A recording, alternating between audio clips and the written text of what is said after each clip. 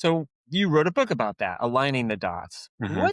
What's the biggest blind spot you see in high growth CEOs when they're trying to scale their companies? And how does the concept of market truth pull them out of it? There are four universal axes of alignment between any business and its target market. And it's completely irrelevant in terms of what the company does, what business model they have, what pricing strategy they have, what go-to-market motions they use, where they are, what kind of product or service they sell.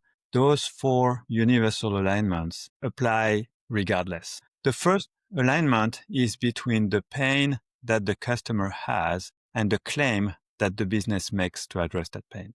The second alignment is the messaging, which is how I express my claim to a prospect, and the perception, which is how my claim is understood by that prospect. Those two things have to be aligned. The third one is the way customers want to buy the product. The purchase has to be aligned with the way the product is sold in the marketplace. Hmm. And then the fourth axis, the fourth universal axis of alignment is actually my favorite one. And I have to confess, I stole it out of the Apple playbook. So Ah, I spent some time at Apple, as you mentioned. I worked directly for Steve Jobs. And yes, that's how I lost my hair, in case anybody wonders.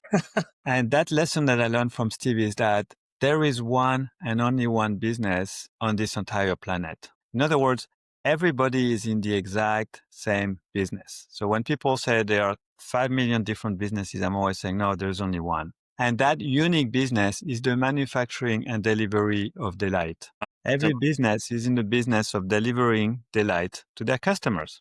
And if you don't deliver delight to their customers, you're not going to stay in business for a long time. So the fourth axis of alignment is the alignment between the expected delight. that's fantastic, and you explained it very, very clearly. So thank you for that. And in my experience, CEOs are pretty good at the first three areas of alignment, and they don't even think about the fourth area of Mhm.